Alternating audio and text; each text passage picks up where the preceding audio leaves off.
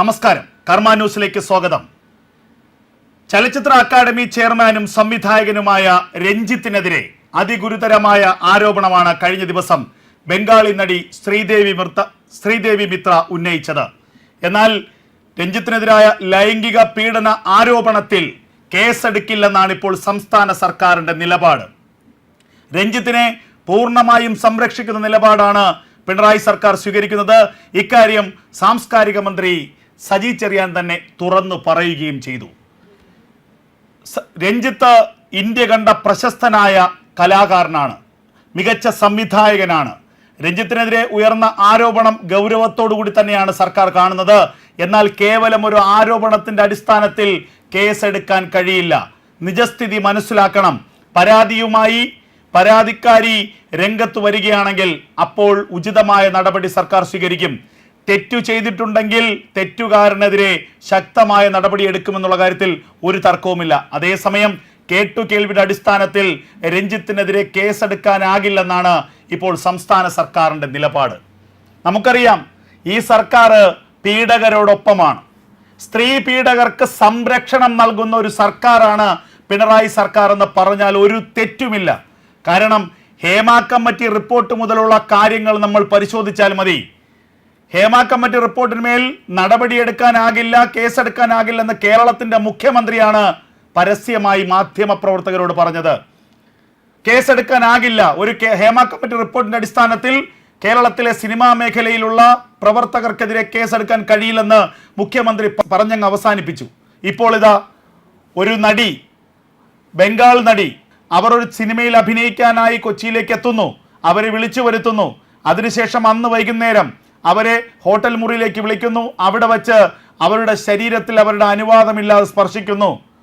അവരുടെ കഴുത്തിലേക്ക് കൈ എത്തിക്കുന്നു. അവരെ തലോടുന്നു, തഴുകുന്നു. ഈ ഘട്ടത്തിൽ അവർ അവിടെ നിന്ന് ഇറങ്ങിപ്പോവുകയാണ്. അതിനുശേഷം അവർ പറയുന്ന കാര്യങ്ങളാണ് ഏറ്റവും ഗൗരവമുള്ളത്. രാത്രി ഹോട്ടൽ മുറിയിൽ പേടിച്ചുറങ്ങാതെ കാത്തിരുന്നു. ഡ്യൂപ്ലിക്കേറ്റ് കീ ഉപയോഗിച്ച് ഹോട്ടൽ മുറി തുറന്ന് തന്നെ എന്തെങ്കിലും ചെയ്യുമെന്ന ഭയമായിരുന്നു തനിക്കുണ്ടായിരുന്നത്. ജീവിതത്തിൽ ആദ്യമായി കാണുന്ന അപരിചിതനിൽ നിന്ന് ഇത്തരം ഒരു അനുഭവം ഉണ്ടായപ്പോൾ മാനസികമായി തകർന്നുപോയി എന്ന് ശ്രീദേവി മിത്ര പറയുന്നു. ശ്രീദേവി മിത്രയുടെ ഈ തുറന്നു പറച്ചിലിന് പിന്നാലെ രഞ്ജിത്ത് ഇക്കാര്യത്തിൽ പ്രതികരിച്ചത് നമ്മൾ ശ്രദ്ധിക്കണം. സിനിമയുടെ ഓഡീഷന് വേണ്ടിയാണ് ആ നടിയെ വിളിച്ചത്. ആ നടി ആ ചിത്രത്തിന് പറ്റിയ വ്യക്തിയല്ല എന്ന് മനസ്സിലായപ്പോൾ ആ നടിയെ തിരിച്ചയച്ചു. അതിനുശേഷം ഒരു തരത്തിലും ബന്ധപ്പെട്ടിട്ടില്ല. എന്നാൽ ഈ രഞ്ജിത്തിന്റെ ഈ വാദവും തള്ളിക്കളയുകയാണ് ശ്രീദേവി മിത്ര. തന്നെ ഓഡീഷന് വേണ്ടി ആയിരുന്നില്ല വിളിച്ചു വരുത്തിയത്, മറിച്ച് തന്നെ അഭിനയിക്കാൻ വേണ്ടിയായിരുന്നു വിളിച്ചു വരുത്തിയത്. അഭിനയിക്കാനായി എത്തിയതായിരുന്നു താൻ. ആ സമയത്താണ് ഇത്തരത്തിലുള്ള മോശം അനുഭവം തനിക്കുണ്ടായത്. അതിന്റെ അടിസ്ഥാനത്തിലാണ് താൻ അവിടെ നിന്ന് തിരികെ പോയത്. പിന്നീട് ഇതേക്കുറിച്ച് ഡോക്യുമെന്ററി സംവിധായകനായ ജോഷി ജോസഫിനോട് താൻ പറഞ്ഞിരുന്നു. ജോഷി ജോസഫ് മുഖാന്തരം അമ്മയിൽ തന്നെ പരാതി നൽകിയതാണ്. 2009-10 കാലഘട്ടത്തിൽ പാലേരി മാണിക്യം എന്ന രഞ്ജിത്തിന്റെ സിനിമയിലേക്ക് അഭിനയിക്കാനാണ് തന്നെ വിളിച്ചു വരുത്തി ഹോട്ടൽ മുറിയിൽ വെച്ച് തന്നോട് അപമര്യാദയായി പെരുമാറി ശാരീരികമായി തന്നെ ഉപദ്രവിക്കാൻ ശ്രമിച്ചു എന്ന വെളിപ്പെടുത്തൽ ഉറച്ചു നിൽക്കുകയാണ് ശ്രീദേവി മിത്ര.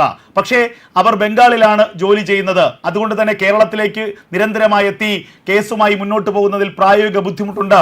തനിക്ക് പിന്തുണ ലഭിക്കുമെങ്കിൽ കേസുമായി മുന്നോട്ട് പോകുമെന്നും ശ്രീദേവി മിത്ര ഏഷ്യാനെറ്റ് ന്യൂസിനോട് വെളിപ്പെടുത്തിയിരുന്നു. എന്തായാലും ഇത്രത്തോളം ഗൗരവമുള്ളൊരു പരാതി ഓർക്കണം. പിണറായി സർക്കാരിന്റെ ഇരട്ടത്താപ്പ് നയത്തെക്കുറിച്ച് നമ്മൾ ഓർക്കണം. കേരളത്തിലെ ഒരു രാഷ്ട്രീയ നേതാവായ, നടനായ, BJPയുടെ MP ആയ, കേന്ദ്ര സഹമന്ത്രിയായ സുരേഷ് ഗോപിക്കുണ്ടായ അനുഭവം മാധ്യമപ്രവർത്തകർക്കിടയിൽ നൂറുകണക്കിന് ആളുകൾ നോക്കി നിൽക്കെ ഒരു മാധ്യമപ്രവർത്തകയോട് സ്നേഹവാത്സല്യത്താൽ തോളിലൊന്ന് തൊട്ടു. അത് നിരന്തരം പരിചയമുള്ള ഒരു സുഹൃത്ത് നിലയ്ക്ക് ആ തൊടൽ പിന്നീട് ലൈംഗിക പീഡനമായി മാറിയ കഥ നമുക്കറിയാം. പരാതിക്കാരിയിൽ നിന്ന് പരാതി എഴുതി വാങ്ങുന്നു. പരാതി കിട്ടിയ മുറയ്ക്ക് സുരേഷ് ഗോപിക്കെതിരെ ജാമ്യമില്ലാത്ത വകുപ്പുകൾ പ്രകാരം കേസെടുത്തു. പിന്നീട് അറസ്റ്റ് ചെയ്ത് ജയിലിലടയ്ക്കാനുള്ള ശ്രമങ്ങളുണ്ടായി. പൊതുസമൂഹത്തിൽ നിന്നും വലിയ പ്രതിഷേധമുയർന്ന ഘട്ടത്തിലാണ് ആ നീക്കത്തിൽ നിന്ന് പിണറായി സർക്കാർ പിന്നോട്ട് പോയത്.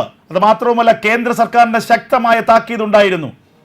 എന്നാൽ ഇവിടെയോ ഹേമ കമ്മിറ്റി റിപ്പോർട്ടിൽ കേസെടുക്കില്ല എന്ന സാങ്കേതികത്വം പറയുന്ന സർക്കാരിന് മുന്നിൽ ഒരു സ്ത്രീ വെളിപ്പെടുത്തിയിരിക്കുന്നു, ഒരു നടി വെളിപ്പെടുത്തിയിരിക്കുന്നു, എനിക്കെതിരെ ലൈംഗിക പീഡന ശ്രമം നടന്നു, അത് നടൻ രഞ്ജിത്ത്, സംവിധായകൻ രഞ്ജിത്താണ് അതിലെ പ്രതി എന്നൊരു നടി പരസ്യമായി വെളിപ്പെടുത്തിയിട്ടും അവരിൽ നിന്ന് ഇനി രേഖാമൂലം പരാതി വേണമെന്നാണ് നമ്മുടെ സംസ്ഥാന ഗവൺമെന്റിലെ ഏമാമാർ പറയുന്നത്.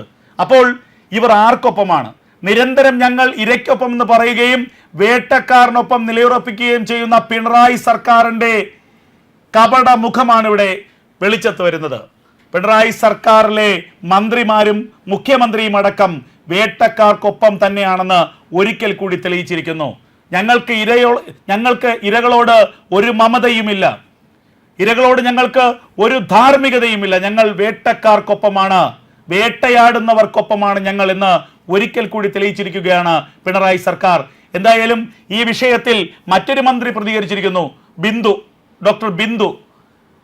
ഒരു സ്ത്രീക്ക് എന്തും വിളിച്ചു പറയാം, എന്നാൽ അതിന്റെ നിജസ്ഥിതി മനസ്സിലാക്കിയ ശേഷം മാത്രമേ കേസും മറ്റ് നടപടികളിലേക്കും പോകാൻ കഴിയുകയുള്ളൂ.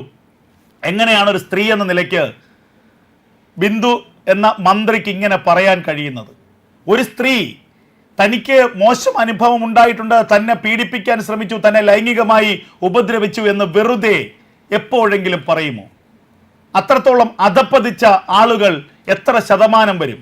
ഇവിടെ ഒരു ബംഗാളിലൊരു നടി, അവർക്ക് കേരളത്തിലെ ഒരു സിനിമാ സംവിധായകനോട് അല്ലെങ്കിൽ സിനിമാ നടനോട് അല്ലെങ്കിൽ ചലച്ചിത്ര അക്കാദമിയുടെ ചെയർമാനോട് എന്തെങ്കിലും വിരോധമുണ്ടാകേണ്ട കാര്യമില്ല.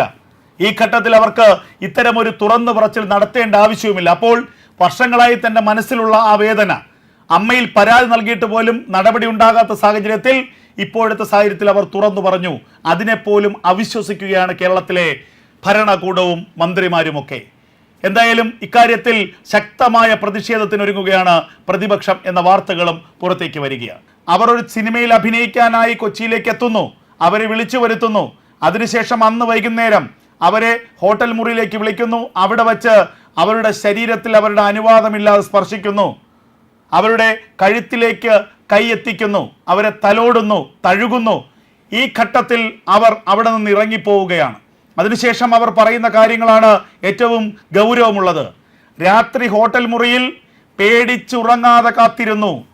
ഡ്യൂപ്ലിക്കേറ്റ് കീ ഉപയോഗിച്ച് ഹോട്ടൽ മുറി തുറന്ന് തന്നെ എന്തെങ്കിലും ചെയ്യുമെന്ന ഭയമായിരുന്നു തനിക്കുണ്ടായിരുന്നത്. ജീവിതത്തിൽ ആദ്യമായി കാണുന്ന അപരിചിതനിൽ നിന്ന് ഇത്തരമൊരു അനുഭവം ഉണ്ടായപ്പോൾ മാനസികമായി തകർന്നുപോയി എന്ന് ശ്രീദേവി മിത്ര പറയുന്നു. ശ്രീദേവി മിത്രയുടെ ഈ തുറന്നു പറച്ചിലിന് പിന്നാലെ രഞ്ജിത്ത് ഇക്കാര്യത്തിൽ പ്രതികരിച്ചത് നമ്മൾ ശ്രദ്ധിക്കണം. സിനിമയുടെ ഓഡീഷന് വേണ്ടിയാണ് ആ നടിയെ വിളിച്ചത്. ആ നടി ആ ചിത്രത്തിന് പറ്റിയ വ്യക്തിയല്ല എന്ന് മനസ്സിലായപ്പോൾ ആ നടിയെ തിരിച്ചയച്ചു. അതിനുശേഷം ഒരു തരത്തിലും ബന്ധപ്പെട്ടിട്ടില്ല. എന്നാൽ ഈ രഞ്ജിത്തിന്റെ ഈ വാദവും തള്ളിക്കളയുകയാണ് ശ്രീദേവി മിത്ര. തന്നെ ഓഡീഷന് വേണ്ടി ആയിരുന്നില്ല വിളിച്ചു വരുത്തിയത്, മറിച്ച് തന്നെ അഭിനയിക്കാൻ വേണ്ടിയായിരുന്നു വിളിച്ചു വരുത്തിയത്. അഭിനയിക്കാനായി എത്തിയതായിരുന്നു താൻ. ആ സമയത്താണ് ഇത്തരത്തിലുള്ള മോശം അനുഭവം തനിക്കുണ്ടായത്. അതിന്റെ അടിസ്ഥാനത്തിലാണ് താൻ അവിടെ നിന്ന് തിരികെ പോയത്. പിന്നീട് ഇതേക്കുറിച്ച് ഡോക്യുമെന്ററി സംവിധായകനായ ജോഷി ജോസഫിനോട് താൻ പറഞ്ഞിരുന്നു. ജോഷി ജോസഫ് മുഖാന്തിരം അമ്മയിൽ തന്നെ പരാതി നൽകിയതാണ്. 2009-10 കാലഘട്ടത്തിൽ പാലേരി മാണിക്യം എന്ന രഞ്ജിത്തിന്റെ സിനിമയിലേക്ക് അഭിനയിക്കാനാണ് തന്നെ വിളിച്ചത്.